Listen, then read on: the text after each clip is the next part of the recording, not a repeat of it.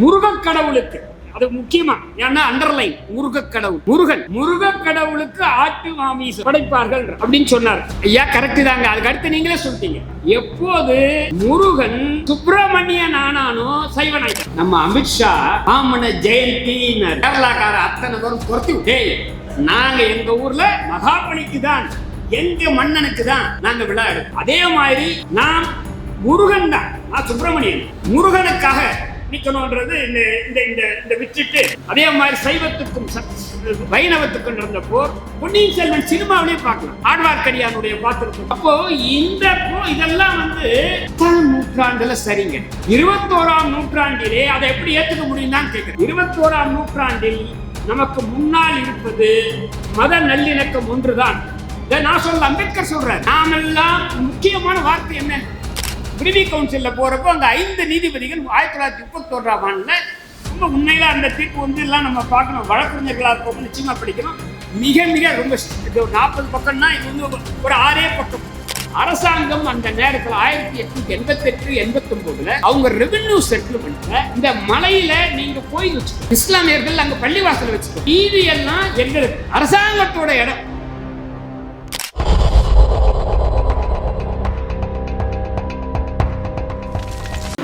எனக்கு இந்த கூட்டத்தில் கலந்து கொண்டதில் 2 காரணங்களுக்காக நான் மிக்க மகிழ்ச்சி அடைகிறேன். நான் கூட்டத்துக்கு வந்தப்போ நினைச்சேன் ஒரு பெரிய அளவில் இஸ்லாமியர்கள் இருப்பார்கள் என்று. ஆனால் இங்கே 95% இல்லை 98 இருக்கும் இஸ்லாமியர்கள் இல்லை. எனவே சிறுபான்மையினர் குரலை பெரும்பான்மையினர் காப்பாற்றுவதுதான் ஒரு நவ ஜனநாயகம். 2, இந்த சோகோ அறக்கட்டளையினுடைய பாட்சா இருந்து நான் கலந்து கொள்கிற முதல் கூட்டம். அவர் இருந்தால் மிகவும் மகிழ்ந்திருப்பார் இந்த கூட்டத்துக்கு. அந்த 2 பதிவு பண்ணணும் அப்படின்னு நினைச்சேன். அப்புறம் இந்த இன்னைக்கு நான் பேச போறது திருப்பரங்குன்றம் தீர்ப்புகள் சொல்வதென்ன அப்படின்றதுல ஏற்கனவே சொல்லிட்டாங்க. நான் பெரிய அளவில் ராம ஐயருடைய தீர்ப்பை ஏற்கனவே சொன்னேன். அவருடைய என்ன கேட்டால் மிகச்சிறப்பான தீர்ப்பு. இங்க இருக்கக்கூடிய வழக்கறிஞர்கள் எல்லாம் அது அதிகம் கூட இல்லை, ஒரு 40 பக்கம் படிக்கணும் அப்படின்றது என்னுடைய கருத்து. அதுக்கு போறதுக்கு முன்னாடி ஒரு 2-3 செய்திகளை நான் உங்ககிட்ட சொல்லிட்டு போலான்னு. ஏன்னா தொல்லியல் அறிஞர் சாந்தலிங்கம் அவர்கள் திருமுருகாற்றுப்படையில் முருகக் கடவுளுக்கு அது முக்கியமா, ஏன்னா அண்டர்லைன் முருகக் கடவுள், முருகக் கடவுளுக்கு ஆட்டு மாமிசம் படைப்பார்கள் அப்படின்னு சொன்னார். ஐயா கரெக்ட் தாங்க. அதுக்கு அடுத்து நீங்களே சொல்லிட்டீங்க. எப்போது முருகன் சுப்பிரமணியன் ஆனானோ சைவன் ஆயிட்டாங்க, விட்டாங்க. அதாவது சமஸ்கிருதமயமாக்கப்பட்ட போது இப்படி ஒரு கதையாடலை அவர்கள் செய்தார்கள் அப்படின்றத சொல்லணும். ஏன்னா நீங்க தயவு செய்து என்னுடைய சீனியர், என்னுடைய தொழில் நான் ஜூனியரா 1980 இருந்தவர் செந்தில்நாதன் என்பவர் 30 புத்தகங்களுக்கு மேல எழுதியிருக்காரு. அதுல சைவ சமயத்தை பற்றி பெரிய ஆய்வுகள் செய்திருக்காரு கேட்ட. அப்போ அதுல அவர் சொல்றாரு, முருகன் என்ற பெயரை பிராமணர்கள் வைக்க மாட்டாங்க. ஒண்ணு சுப்பிரமணியன் வைப்பான், கார்த்திகேயன் வைப்பான். ஒரே ஒரு விதிவிலக்கு, கீவா ஜெகநாதன் மட்டும் அவர் பையனுக்கு முருகன் பேர் வச்சாரு. எனவேதான் நீங்க சொல்ற அந்த ஆட்டு மாமிசத்து கதைக்காக நான் சொல்லிட்டு வரேன். மற்றபடி இன்னைக்கு 98% தமிழ்நாட்டு மக்கள் அல்லது இந்திய மக்கள் மாமிச உணவு சாப்பிட்றாங்க. என்ன கேட்டா பிராமணர்கள் உட்பட இன்றைக்கு. ஏன்னா அமெரிக்கா போனா அதை சாப்பிடாம இருக்க முடியாது. இன்னைக்கு அந்த அம்மா யாரு, ஹாரிஸ், கமலா ஹாரிஸோட உணவு என்ன, பீஃப் தான்.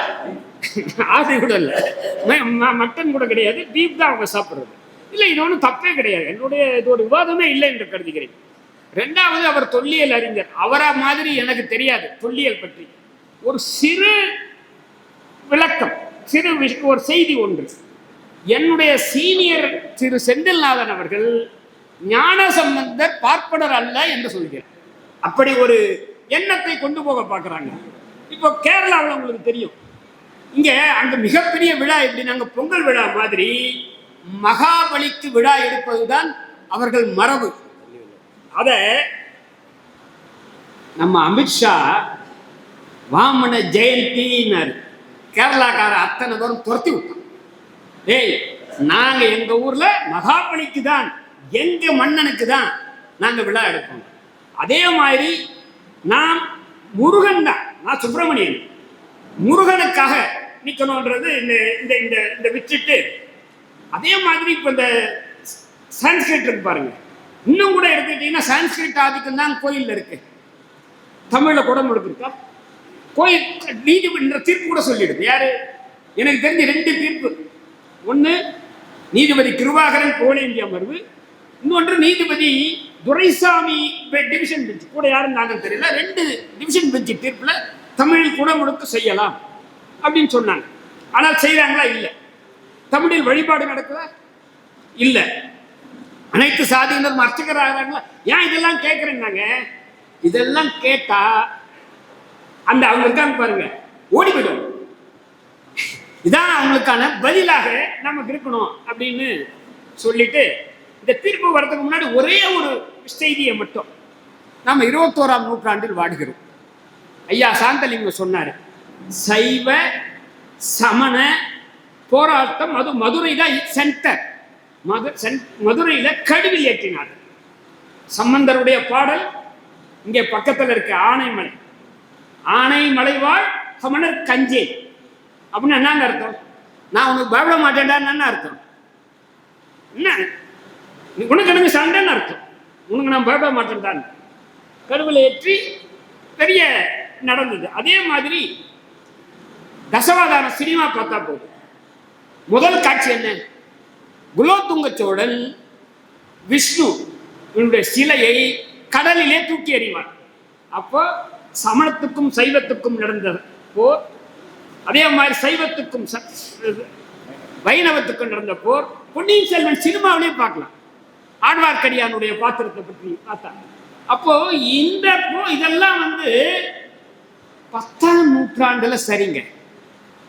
21ஆம் நூற்றாண்டிலே அதை எப்படி ஏற்றுக்க முடியும் தான் கேட்கிறேன்.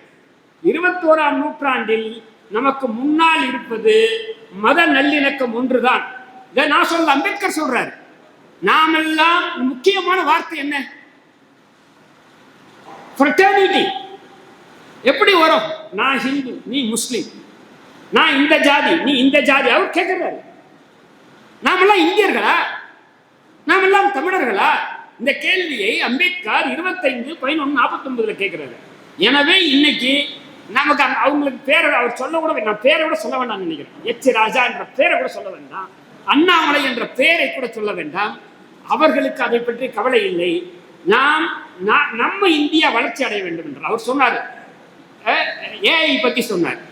இங்கே புதிய தொழில்நுட்பம் இருக்கு இல்லையா, ஆர்டிபிஷியல் இன்டெலிஜென்ஸ், செயற்கை நுண்ணறிவு, அதெல்லாம் தாண்டி நம்ம போகணும்னா, நமக்கு விஞ்ஞான வளர்ச்சி ஏற்பட வேண்டும் என்றால், இங்கே டெக்னாலஜிக்கல் பார்க் வரணும்னா, இங்கே தொழிற்சாலைகள் முழுக்க இன்னும் வர வேண்டும் என்றால், இங்கே அதுக்கெல்லாம் என்ன வேண்டும் என்றால், வளர்ச்சி வேண்டும் என்றால், இந்த மத சண்டை இருந்தால் எப்படி வளர்ச்சி இருக்கும்?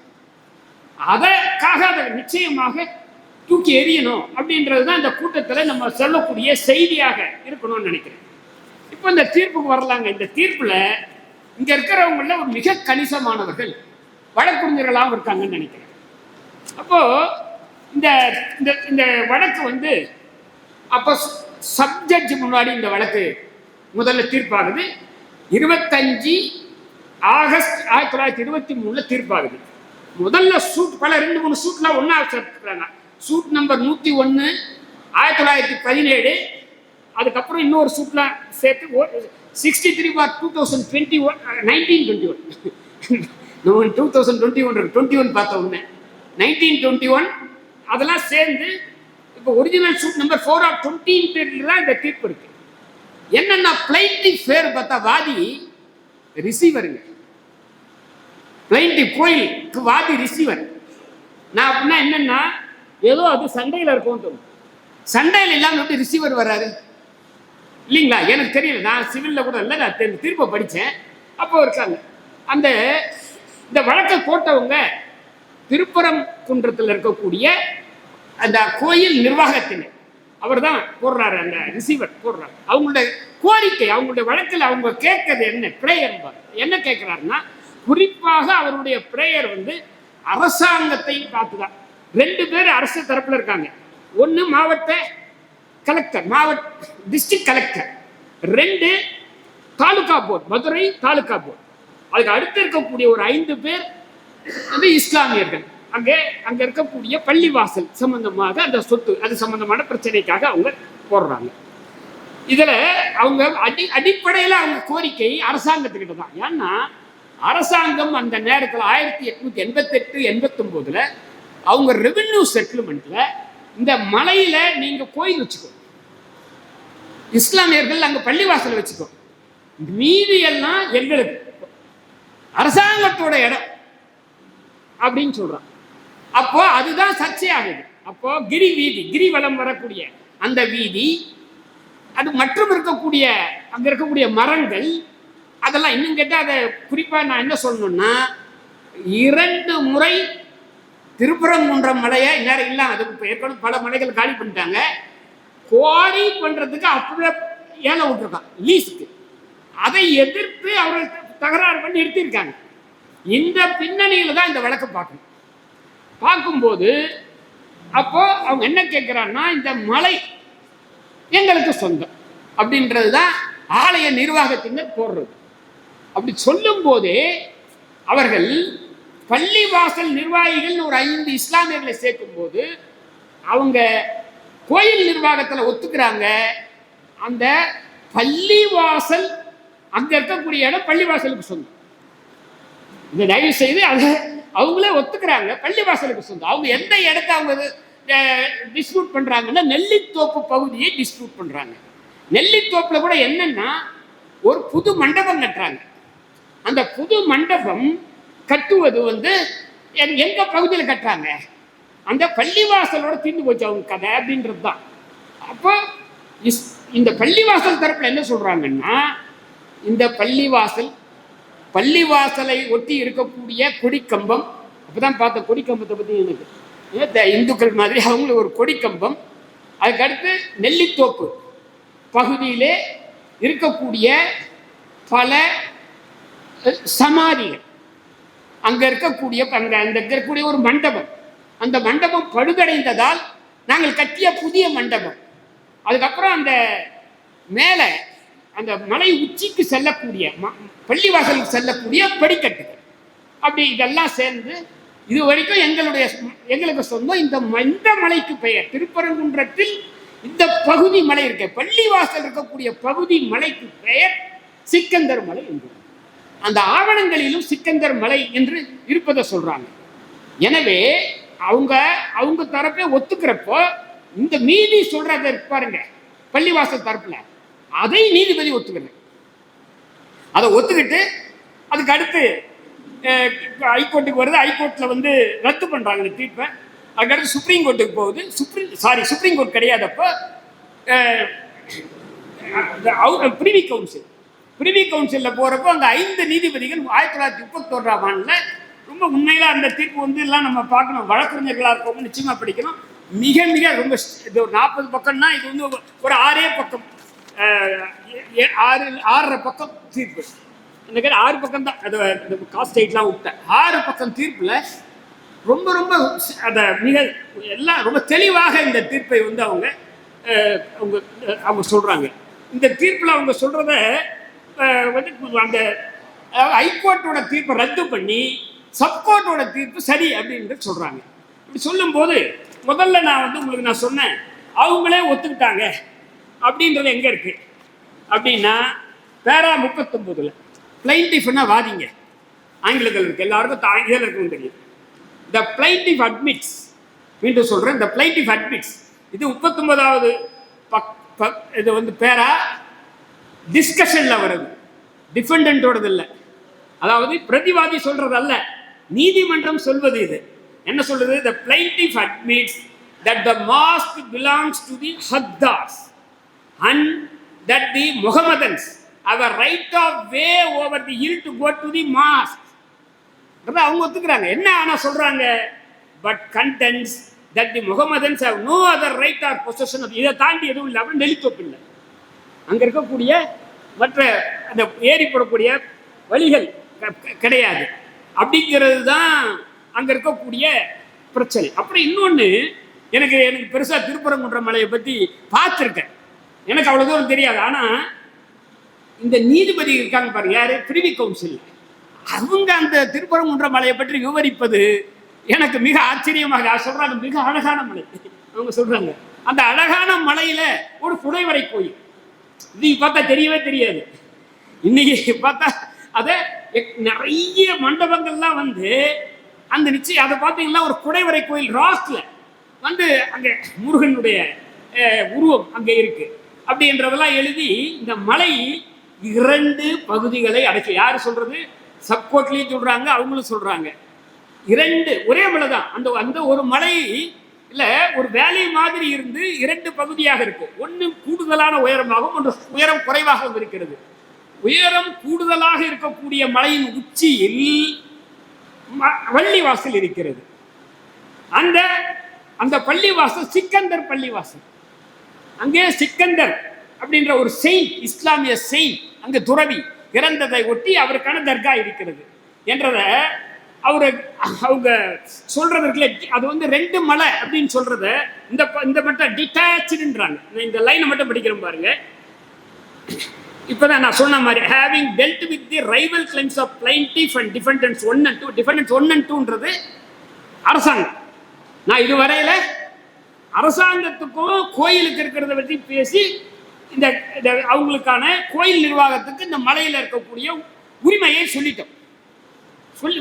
திருப்பரங்குன்ற மலையில் அவர்களுக்கு உரிமை இருக்கிறது. எதை தவிர்த்து மலை இருக்கிறது என்றால், இந்த பள்ளிவாசலை தவிர்த்து, நெல்லி தோப்பை தவிர்த்து, அங்க இருக்கக்கூடிய கொடிக்கம்பத்தை தவிர்த்து, அதுக்கு போகக்கூடிய படிக்கட்டை தவிர்த்து இருக்கிறதுன்றத அவங்க சொல்றாங்க.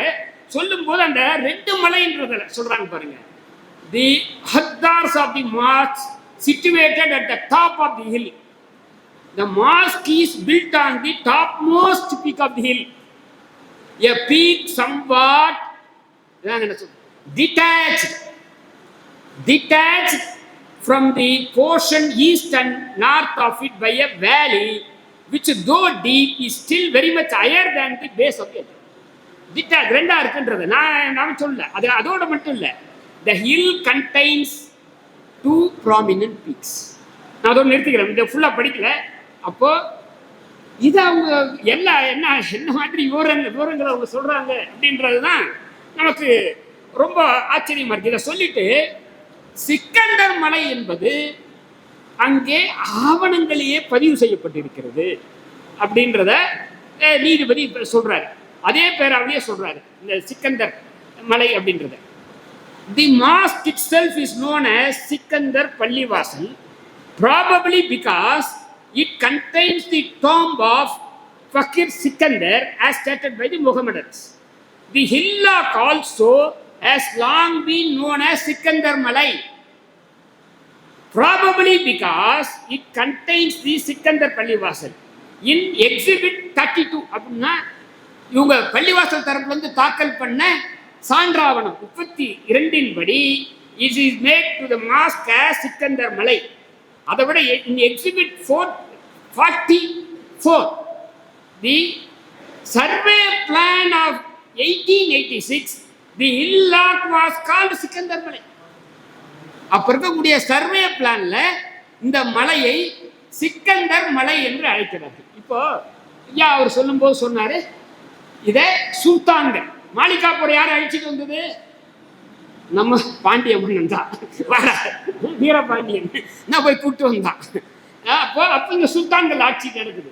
அந்த நேரத்தில் வந்த ஒருத்தர் தான் அந்த சிக்கந்தர் என்று அவர் குறிப்பிட்டார்கள். அப்படி என்றால் கிட்டத்தட்ட ஒரு 700-800 ஆண்டுகளுக்கு முன்னால் அப்படின்றது அவருடைய இதாக இருக்கு. ஆனால் இந்த தீர்ப்பிலேயே அதை 13வது பேராவிலிருந்து ஜட்ஜோட இது வருது, அவருடைய இது வருது. 16வது பேராவில் அவர் சொல்றாரு, 1815 ஆண்டு மானியம் கொடுத்த அந்த ரிஜிஸ்டர்ல என்ன ஸ்டேட்மெண்ட் இருக்குன்னா 1815 இதுல தனக்கான்குளம் கிராமத்தை இந்த இந்த பள்ளிவாசலுடைய செலவுக்காக மானியம் தந்ததா எழுதியிருக்கின்றார் 1805.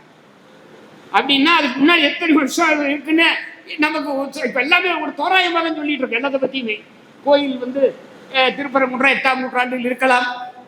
எக்ஸாக்டா டேட்லாம் தெரியாது, இப்ப மாதிரி பதிவு பண்ணல. அதை மட்டும் நான் படிக்கிறேன் பாருங்க. It may be useful in this connection to give a short of the mosque that it is an ancient one. ஜட்ஜி சொல்றது, பள்ளிவாசல்காரங்க சொல்றது இல்ல. That it is an ancient one admits of no doubt. In exhibit 10 அதை பள்ளிவாசல் போடுது. An extract, exhibitனா சான்றாவணம், an extract from the register of Maniums prepared in 1815, there is a statement that the village of Thanakkankulam has been granted to meet the expenses of the mosque at Sikandar Malai. என்னப்பா இதுக்கு அப்புறம் என்ன பிரச்சனை? நீங்க அந்த பள்ளிவாசலுக்கு போறவங்க அதை சிக்கந்தர் மலைன்னு சொல்லு, முருகன் இதுக்கு போறவங்க நீங்க ஸ்கந்தர் மலைன்னு சொல்லு, முருகன் மலைன்னு சொல்லு. அது ஒரு திருப்பரங்குன்ற மலை நாங்க சொல்றோம். சமணர்கள் வந்து வேணா அவங்க ஒரு மலைன்னு சொல்லிக்கிட்டோம். இதை விட்டுட்டு இது ஒரு சண்டையா? இதை எப்படிடா பாக்குறதுன்னா, அயோத்தியாக மாற்றுவேன்னு ஒருத்தர் சொல்றாருன்னா நாம அவங்கள துரத்தி அடிக்கும், வேற ஒண்ணுமே இல்லை. இதுதான் நமக்கு முன்னாடி இருக்கக்கூடிய வேலைன்னு பாக்குறேன். அதுக்கப்புறம் அது பாருங்க, reference is made to the mosque and to Sikandar மலை இன் தி, அதுக்கப்புறம் இன்னொன்று Madurai manual and the Madurai district gazette. அப்புறம் it is thus clear that the mosque has been in existence for over a century ன்னு அவர் எழுதுறாரு. குறைந்தபட்சம் 100 ஆண்டுக்கு மேல இருக்கு. 1923 எழுதுறாரு, 1850 ரெக்கார்ட்ல இருக்குன்னு சொல்லி. அதனால் முகமடன்ஸ் கிளைம் பண்றாங்க 1000 ஆண்டுகளா இருக்கு அப்படின்னு. ஏன்னா இது என்னன்றதெல்லாம் குறைஞ்சபட்சம் அவரு கூட சொல்றாரு 700-800 ஆண்டுகளா இருக்குன்றாரு. ஆனால் இதுதான் வந்து அங்கே தொடர்ந்து இருக்கக்கூடிய ஒரு செய்தியாக இருக்கு. அதுக்கு அடுத்து இன்னும் 2-3 செய்திகளை சொல்லிட்டு, இதில் நான் ஏற்கனவே சொன்ன மாதிரி சிக்கந்தர் மலை சம்பந்தமாக நான் இன்னும் ஒன்று ஒரு இதை மட்டும் சொல்லிடுறேங்க. அதுக்கு அடுத்தது சிக்கந்தர் மலைக்கு அப்புறம் சொன்னதுக்கு அடுத்து அவர் நெல்லித்தோப்பை பற்றி பேசுறதை பற்றி சொல்கிறேன். நெல்லித்தோப்பை பற்றி இந்த வழக்கில் அவங்க கோயில் தரப்பில் 373 சான்றாவணங்கள் போடுறாங்க, 15 சாட்சிகளை விசாரிக்கிறாங்க. எதிர்த்தரப்புல வந்து ஒரு 51 சான்றாவணங்கள், 6 சாட்சிகள் விசாரிக்கிறாங்க. அதில் அவங்க இந்த கோயில் தரப்புல விசாரித்த சாட்சிகள் வந்து நெல்லித்தோப்பு ஒத்துக்கிறத ஜட்ஜி சொல்றாரு. 1040 சொல்றாரு. இதான் அது முக்கியம். யாரு? கோயில் தரப்பில் விசாரித்த சாட்சிகள் நெல்லித்தோப்பு பள்ளிவாசலுடைய ப்ராப்பர்ட்டி அப்படின்னு சொல்றாரு. இதை மட்டும் படிச்சுட்டு நான் அதை முடிச்சுக்கிறேன். That the Mohammedans did not confine their appropriation to the site of the mosque alone. பள்ளிவாசலோட அவங்களுடைய இதை நிறுத்திக்கல. Alone can be gathered from the evidence on record. It appears that they have been using the place marked Nellithop in the plan as a burial ground. அப்போது பரியல் கிரவுண்டா, சுடுகாடா அப்போது உபயோகப்படுத்தப்பட்டதாக நான் உணர்கிறேன். ஜட்ஜி எழுதுறாரு. When I inspected the hill, ஜட்ஜி போய் நேரா பார்க்கிறாரு. யாரு? அந்த சார்பு நீதிபதி. When I hill on the 22nd instant with the vakils on both sides, I found a number of tombs in Nellithop. பல சமாதிகளை பார்த்தேன். Some of them having the appearance of considerable age. அது மிக பழமையான சமாதிகளாக எனக்கு தோணுது 1923 பார்க்குறப்போ. Considerable age. அதுக்கு அடுத்து PW7 அப்படின்னா வாதி சாட்சி 7. பாம்பையர் மணிகாரன், Iyer பாம்பைய மணிகாரன், பாம்பையா மணிகாரன், an old man aged 70 and a resident of the village says, அவர் within court there was the mandapam in தி நெல்லித்தோப். ஏன்னா மண்டபத்தான் கொஸ்டின் பண்றாங்க. என்ன சொல்றாங்க? புதுசா கட்டுறாங்க, அது தப்பு, அந்த அது மலை எங்குது அப்படின்றாங்க. அவங்க சொல்றாங்க நெல்லித்தோப்புல பழைய மண்டபம் இருக்கு, அதுதான்றது. அவர் சொல்றாரு, I have seen it for 8 or 9 years. It is a Mohammedan mandapam. There where tombs there for a long time. I know that the tombs from the days of my youth. அப்படின்ட்டு யார் சொல்றது? 70 வயசு அவங்க சாட்சி, கோயில் சாட்சி சொல்றாரு. நான் சின்ன வயசுல இருந்து 70 வயசு 1920 என்ன பாருங்க. அவர் நான் சின்ன வயசுல நான் இங்க பார்த்துருக்கேன், இங்க மண்டபம் இருக்கு, இந்த மண்டபம் வந்து பள்ளிவாசலுக்கு சேர்ந்தது, அப்போ இவ்வளவு இருக்குன்ட்டு. அதுக்கு அடுத்தது PW8 8வது சாட்சி அவங்களுக்கு என்ன சொல்றாரு? who is aged 50 and who also belongs to Tirupparankuன்றம் states they are Mohammedan tombs in the Delhi Top. They are in existence since my youth. அவரு சொல்றாரு. அடுத்து PW13 சுந்தர பாண்டிய ஓதுவா, அவர் என்ன சொல்றாரு? there are some tombs, I cannot say how much. அப்படின்னா என்ன? 1 2 இல்ல, within bracket many அப்படின்னு போட்டிருக்கு. அடுத்து they are முகமடன் tombs. நான் எதுக்காகன்னா இதெல்லாம் அப்படி இருக்குன்றது வந்து நீதிபதி வந்து அதை சொல்லிட்டு அதுக்கு அடுத்தது கடைசியா அவர் என்ன சொல்றாரு? இதான் அவருடைய தீர்ப்புல, I am inclined to hold, அதான் நீதி தீர்ப்புல, I am inclined to hold that the Mohammedans have long been in possession of the Nellitop and that they have acquired title to it அப்படின்னு ஹோல்ட் பண்ணியிருக்காரு. என்ன அதுக்கப்புறம் அதுக்கடுத்த ஸ்டெப்ஸ் இருக்கு பாருங்க. Steps அவங்க என்ன சொல்றாங்க? கோயில் நிர்வாகம், மாஸ்க் பள்ளி வாசல் அவங்களுக்கு, படி எங்களுது இல்லைங்க. அவர் ஜட்ஜி சொல்றாரு, நான் ஒத்துக்க முடியாது அப்படின்ட்டு. The plaintiff's case that the flight of steps is intended to lead pilgrims to the Kasi Vishwanatha temple does not appear to me to be probable. To reach the Kasi Vishwanatha temple, one need not go up to the steps. It will be a mere waste of time and much power to do so. எனக்கு தெரியாது, நான் பார்த்ததுனால. ஜட்ஜி நான் போய் பார்த்துட்டு சொல்றாரு, நான் பார்க்கல, அவர் இதை சொல்றாரு. சொல்லிட்டு அவரு ஸ்டெப்ஸை பத்தி எழுதுறாரு. It seems to me that the flight of steps from Nellitop up to the mosque must belong to the Mohammedans அப்படின்றத ரெக்கார்ட் பண்ணியிருக்காரு. அதான் சொல்லிட்டு இறுதியாக அவர் சொல்ற தீர்ப்புல ஒன்று அவங்களுக்கு கோயிலுக்கான அந்த மலையில அவர் என்ன சொல்றாருன்னா, மலையில இருக்கக்கூடிய முருகன் கோயில், காசி விஸ்வநாதர் கோயில், மற்ற கோயில்கள், இந்த கிரி வீதி, இதெல்லாம் அவங்களுக்கு சொந்தம். எதை தவிர? இந்த பள்ளி வாசல் தவிர, அங்க இருக்கக்கூடிய கொடிக்கம்பம் தவிர, நெல்லித்தோப்பு தவிர, அங்க போற படிக்கட்டை தவிரன்னு தெளிவா சொல்றாரு. அதுல கடைசி on the whole my conscious findings are அப்படின்னு போட்டு போடுறார். that the plaintiff is the owner and has been in possession of the whole of Tirupparankuன்றம் hill and the Giriveedi in the manner alleged. அது வரையும் சொல்லிட்டு அதான் முக்கியம். excepting இதாங்க, எதை தவிர? excepting இது நமக்கு சம்பந்தம் இல்லை. assessed and occupied lands அது அவங்க கிடையாது. எதை வரி கட்டிட்டு இருக்காரு லேண்ட் அது கிடையாது. Comma the Nellitop including the new mandapam.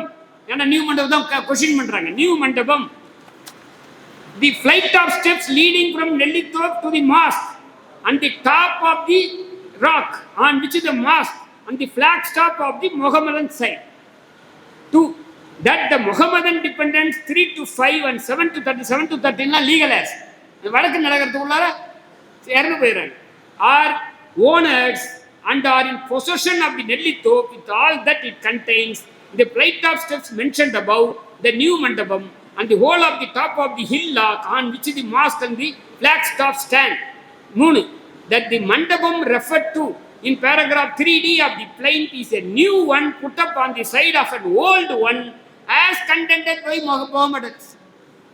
அதாவது இவங்க சொன்னதை ஒத்துக்கிட்டா போடுறாரு. அதாவது எல்லா மலையும், இந்த பகுதி மலை உங்களுக்கு, அது வந்து ஸ்கந்தர் மலை, அந்த பக்கம் மலை அது சிக்கந்தர் மலை டாப்பா இருக்கிறது, அதை வந்து அது அப்படின்றது அதை வந்து இதுல என்ன இதுதானே, இது காலாகாலமாக இருக்கிறது. அந்த அவங்க இடத்துல